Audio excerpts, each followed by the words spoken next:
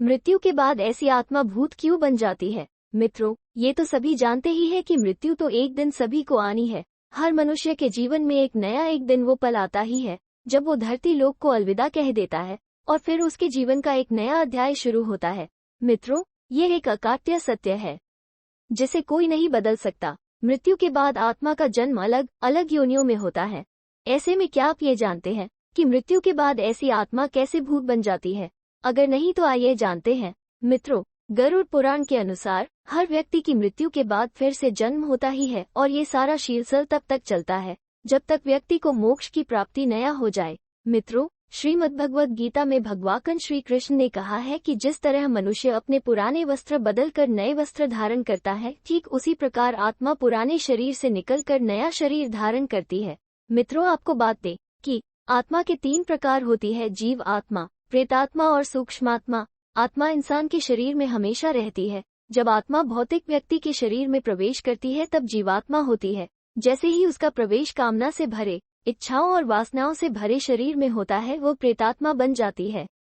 भूत सबसे शुरुआती पद है, यानी जब को सीधा साधा आम आदमी मरता है तो वो सबसे पहले भूत ही बनता है। और जब वो व्यक्ति कोई लालसा, इच्छा और आकांक्षा लेकर मरता है तो वो प्रेत बन जाता है। भूत की बहुत सारी जातियां होती है, जैसे भूत, फिर प्रेत, फिर पिशाच, राक्षस वगैरह। पशु योनि, पक्षी योनि, मनुष्य योनि में जीवन यापन करने वाली आत्माएं मरने के बाद अदृश्य भूत प्रेत योनि में चले जाते। प्रश्नवाचक चिन्ह हैं। आत्मा के प्रत्येक जन्म द्वारा प्राप्त जीव रूप को योनि कहते हैं। ऐसी 84 लाख योनियां हैं जिसमें कीट पतंगे, पशु पक्षी, वृक्ष और मानव आदि सभी शामिल हैं। गरुड़ पुराण में बताया गया है कि जब व्यक्ति की मृत्यु हो जाती है और आत्मा शरीर से निकल जाती है तो कुछ समय के लिए अचेत स्थिति में रहती है। आत्मा को जब चेतन में आती है तो अपने शरीर और परिजनों को देखकर मोहवश होकर दुखी होती है।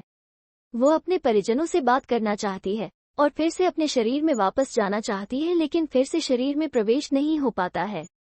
इसके बाद यमदूत आकर आत्मा को यमलोक में ले जाते हैं और वहां उनके कर्मों को लेखा जोखा देखा जाता है। इसके बाद आत्मा को फिर से परिजनों के पास वापस भेज दिया जाता है। प्रेतयोनि में जाने वाले लोग अदृश्य और बलवान हो जाते हैं, लेकिन सभी मरने वाले इसी योनि में नहीं जाते और सभी मरने वाले भूत तो होते हैं लेकिन बलवान नहीं होते। यह आत्मा के कर्म और गति पर निर्भर करता है। बहुत से भूत या प्रेत योनि में न जाकर पुनः गर्भ धारण कर मानव बन जाते हैं। मरने के बाद प्रेत योनि में जाने का मुख्य कारण तीव्र आकांक्षाओं और इच्छाओं की अतृप्ति है। नॉर्मल लाइफ में भी देखा जाता है, जब आपके मन में कोई नई योजना या कुछ करने का विचार आता है तो उसके पूरा करने तक इंसान बेचैन हो जाता है, और अगर किसी कारण से वो इच्छा या लालसा पूरी नहीं हो पा रही है या हमें लगता है कि हमारी ये योजना या इच्छा अधूरी रह जाएगी तो हमारी कई रातों की नींद उड़ जाती है। प्रेत योनि भी ऐसी ही अशांति और अतृप्त स्थिति से भरी जीवन दशा का नाम है।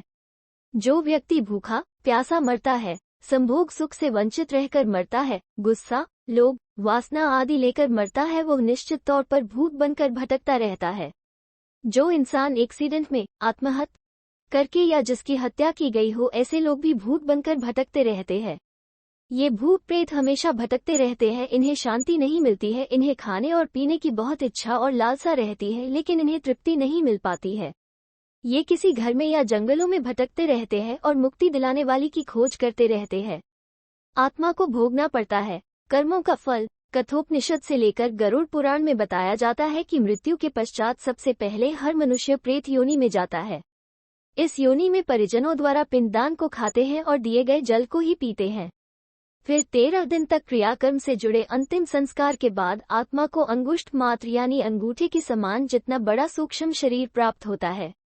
यह वही शरीर होता है जिसमें मानव जीवन के किए गए कर्मों का फल मृतक भोगता है। इसी अंगूठे के समान सूक्ष्म शरीर को यम के दूत 13वें दिन यम पास में बांधकर यम मार्ग पर ले जाते हैं। यम मार्ग काफी कठिन होती है और इसी मार्ग पर व्यक्ति को उनके कर्मों के फल प्राप्त होता है।